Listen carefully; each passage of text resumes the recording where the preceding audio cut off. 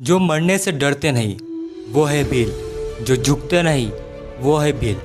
मुगलों के सामने महाराणा का सर झुकने न दिया वो है भील।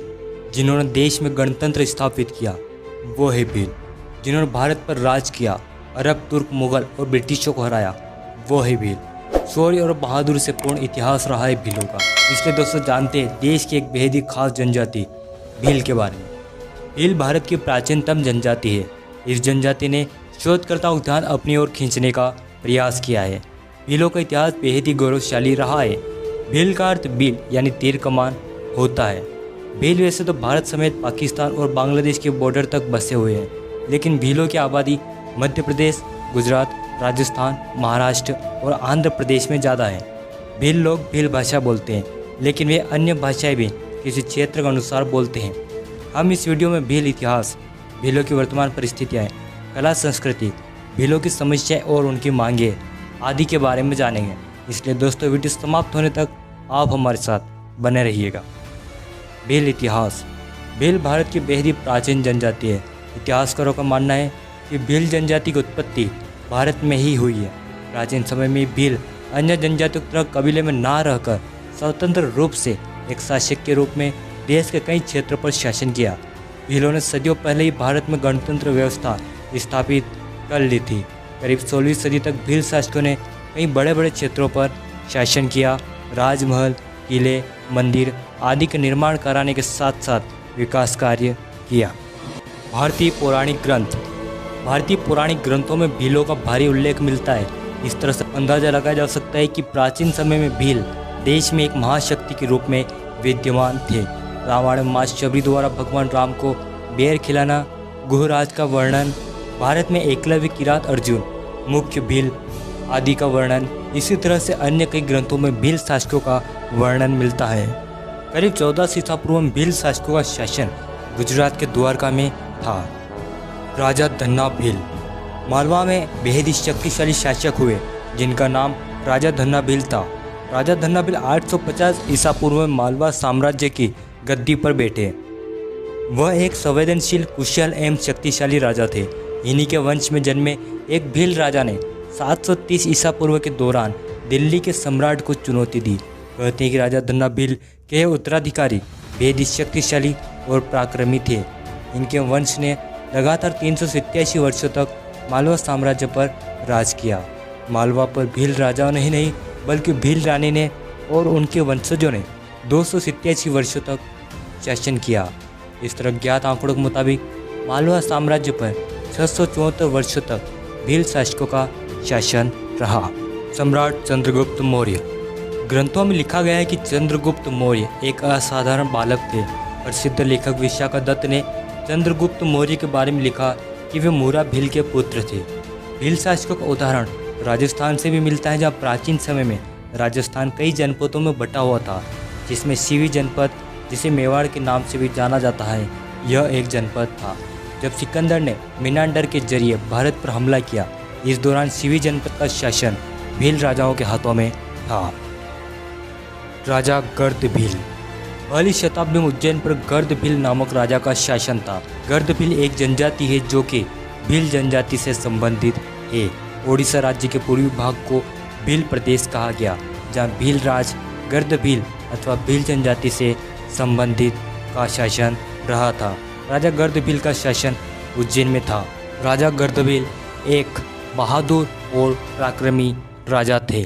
उनकी शक्ति का अंदाजा इस बात से भी लगाया जा सकता है कि जब उनके विरोध में एक साधु ने स्कंदी राजा से सहयोग मांगा, लेकिन राजा गर्द भील को चुनौती देने की हिम्मत स्कंदी राजा में नहीं थी।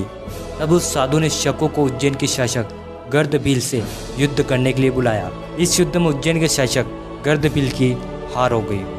सम्राट विक्रमादित्य। सम्राट विक्रमादित्य उज्जैन के शासक गर्द भील के पुत्र थे। जब गर्द भील शकों से युद्ध हार गए, तब उनके पुत्र विक्रमादित्य ने शकों से युद्ध किया और एक बार पुनः उज्जैन में गर्द भील साम्राज्य स्थापित हुआ और सम्राट विक्रमादित्य ने उज्जैन में शासन किया। सम्राट विक्रमादित्य के पराक्रम और वीरता के चलते आगे चलकर 14 राजाओं को विक्रमादित्य की उपाधि से नवाजा गया। भीलों का वर्णन कथा सरित सागर नामक ग्रंथ में मिलता है, जहाँ एक भील राजा हाथी पर सवार होकर विंध्य क्षेत्र से आर्य राजा से युद्ध करने जाते हैं और इस युद्ध में भील राजा दूसरे राजा को बंदी बना लेते हैं। यह समय 600 ईस्वी का था। इस बात से पता चलता है कि भील एक मजबूत और शक्तिशाली शासक थे। वृहत स्तर पर देखा जाए तो भीलों ने राजस्थान, मध्य प्रदेश, गुजरात, महाराष्ट्र जैसे बड़े राज्यों पर लंबे समय तक शासन किया। भील राज्य इतिहास में उस क्षेत्र को भील राज्य कहा गया जहाँ पर अधिकांश जनसंख्या भीलों की है अथवा जहाँ भील शासकों का शासन रहा, जैसे दक्षिणी राजस्थान, पूर्वी ओडिशा, अहमदाबाद, भीलसा इत्यादि। भीलों का शासन मध्य प्रदेश, राजस्थान, गुजरात और महाराष्ट्र में प्रमुख रूप से रहा है। मेवाड़ के संस्थापक बप्पा रावल को माना जाता है, लेकिन मेवाड़ के वास्तविक संस्थापक राजा गुहादित्य थे, जिन्होंने गुहिल वंश की नींव रखी थी। आगे चलकर यही वंश मेवाड़ और सिसोदिया नाम से प्रसिद्ध हुआ। राजा गुहादित्य के पिता वल्लभी के शासक थे। वल्लभी पर मलेच्छों ने आक्रमण कर दिया। जंगल में मलेच्छों और शिलादित्य के बीच भयानक युद्ध हुआ। इस युद्ध में शिलादित्य वीरगति को प्राप्त हुए। मलेच्छों ने वल्लभी साम्राज्य को तहस नहस कर दिया। यह मलेच्छ संभवतः भील ही थे। इतिहास में भीलों को मलेच्छ संबोधित किया गया है। शिलादित्य की रानी पुष्पावती थी, वह गर्भवती थी। रानी पुष्पावती को जब वल्लभी पर आक्रमण और शिलादित्य की वीरगति के बारे में पता चला तो वह कमलावती नाम की एक ब्राह्मणी के साथ जंगल में किसी गुफा के अंदर रुक गई। वहीं पर पुष्पावती ने गुहिल को जन्म दिया।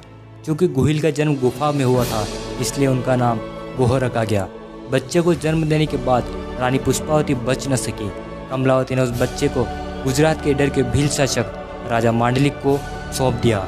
राजा मांडलिक ने गुहिल का लालन पालन पोषण किया। धीरे धीरे गुहिल बड़ा हुआ और राजा मांडलिक के राजमहल में रहता और भील राजकुमारों और बच्चों के साथ घुड़सवारी करता। राजा मांडलिक ने गुहिल को कुछ जंगल और पहाड़ दान में दिए। अकबर के दरबार के लिए अबुल फजल के अनुसार गुहिल और भील बच्चे साथ में खेल रहे थे। तभी खेल खेल में राजा चुनने की बारी आई और सभी बच्चों ने गुहिल को अपना राजा माना और इसी से खुश होकर राजा मांडलिक ने अपना इडर राज्य गुहिल को दे दिया। लेकिन राजस्थान के प्रमुख इतिहासकार कर्नल जेम्स टोड के अनुसार गुहिल ने राजा मांडलिक की हत्या कर दी और 566 ईस्वी में गुहिल वंश की नींव रखी। राजा गुहिल के समय से ही गुहिल वंश के शासकों का राज तिलक भील सरदार किया करते थे। धीरे धीरे गुहिल ने दक्षिण पूर्वी राजस्थान पर अपना अधिकार कर लिया।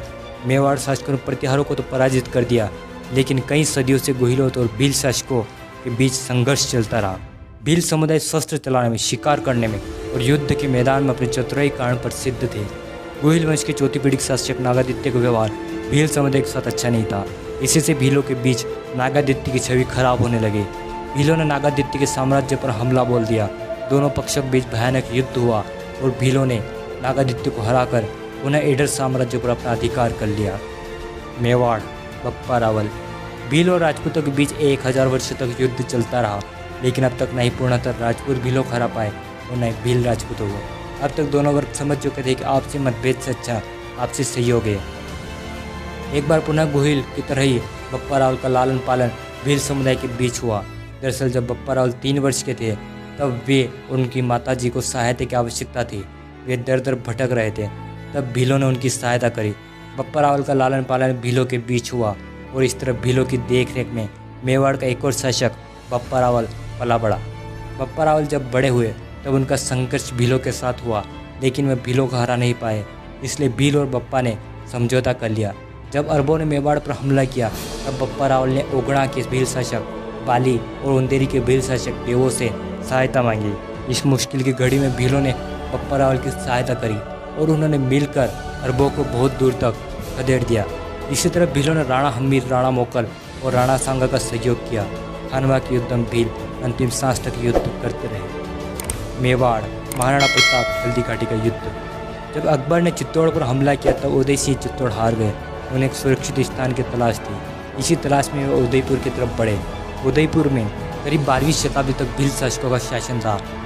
उदय सिंह चित्तौड़ से उदयपुर में आकर बसे। ये क्षेत्र खेती करने के साथ साथ सुरक्षा की दृष्टि से अति महत्वपूर्ण थे। यहीं पर महाराणा प्रताप पले बढ़े। महाराणा प्रताप भील शासकों के साथ खेलते कूदते युद्ध कला सीखते। भीलों के बीच महाराणा काफ़ी लोकप्रिय हो गए। क्योंकि भील अपने नन्हे बच्चे को कीका कहकर संबोधित करते थे, इसलिए महाराणा प्रताप को कीका कहकर पुकारने लगे। जब मेवाड़ पर पुनः मुगलों का साया मंडराया तब मेवाड़ को पुनः भीलों की याद आई। उस वक्त भोमट के पनारवा के शासक राणा पूजा भील थे। उनके पिता दुदत सोलंकी और दादा राणा हरपाल भील थे। राणा हरपाल भील ने मेवाड़ के राणा की बहुत सहायता करी। जब मेवाड़ के महाराणा की मां बीमार थी और मेवाड़ पर संकट के बादल छाए हुए थे, तब राणा हरपाल भील ने मेवाड़ के राणा की मां को अपने पेट पर लाद कर अरावली की पहाड़ी पर चढ़ गए और इस तरह राणा हरपाल भील ने मेवाड़ की राणा की माताजी को बचा लिया था। अब राणा हरपाल भील के पोते राणा पूंजा भील भोमट पनारवा के शासक थे। उनकी शक्ति का अंदाजा इस बात से भी लगाया जा सकता है कि जब मेवाड़ पर मुगलों का संकट उभरा, तब मेवाड़ के महाराणा प्रताप और मुगल शासक अकबर के संरक्षक बेरम खां दोनों ही भोमट के शासक राणा पूंजा भील के पास सहायता लेने पहुंचे। हल्दीघाटी युद्ध में राणा पूंजा भील ने महाराणा प्रताप का सहयोग किया। हल्दीघाटी युद्ध के बाद भीलों ने महाराणा प्रताप की सहायता करी। मेवाड़ और मुगल काल के दौरान भीलों को उच्च पद प्राप्त थे। उस समय भीलों को रावत, भूमिया और जागीरदार कहा जाता था। वे व्यापारी लोगों से कर वसूलते थे और गांवों की सुरक्षा करते थे। वे एक प्रकार से राज्य के रक्षक बन गए थे। मराठा शासक वीर शिवाजी के किलों की सुरक्षा का जिम्मा भीलों के हाथों में था। पानीपत के तीसरे युद्ध में इब्राहिम खां गारदी संभवतः भील थे। मराठों ने जब मेवाड़ पर आक्रमण किया, तब भील मेवाड़ के साथ खड़े थे।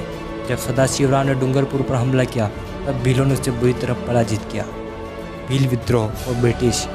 भील शासकों का शासन करीब 16वीं सदी तक चलता रहा। इस दौरान उनका सामना प्रमुख रूप से राजपूत, मराठा और ब्रिटिश से हुआ। लेकिन आश्चर्य की बात यह है कि देश के मजबूत शासक माने जाने वाले इन तीनों में से कोई भी भीलों को पूर्णतः पराजित नहीं कर पाया। जब मराठा ब्रिटिश से हार गए, तब सतपुड़ा की पहाड़ी पर रहने वाले भीलों ने विद्रोह शुरू कर दिया। उनके नेता थे Indian robin hood Tatya Bhil. Tatya Bhil ने प्रमुख रूप से अंग्रेजों का विरोध किया। तात्या भील के अलावा भीमा नायक, खाजा नायक, दशरथ, सरदार हिया भील प्रमुख थे। मानगढ़ की पहाड़ी पर गोविंद गुरु और मोतीलाल तेजावत की अगुवाई में भील विद्रोह हुआ, जिसमें 1500 भील शहीद हुए। 1857 के आसपास भीलों ने कई विद्रोह किए। इन विद्रोह को दबाने के लिए Mewar Bhil corps, Malwa Bhil corps, Khandesh Bhil corps, पचमल भील कोर जैसी सेनाएं बनाई गई। मालवा भील कोर के केवल 20 सिपाही ने अंग्रेजी सेना को एक युद्ध में खदेड़ दिया। इस तरह डांग के 5 भील राजाओं ने भी अंग्रेजों को घुटने टेकने पर मजबूर कर दिया। अंग्रेजों की बेहद कोशिशों के बाद भी वे डांग पर कब्जा नहीं जमा सके। भील संस्कृति। भीलों के पास समृद्ध और अनोखी संस्कृति है।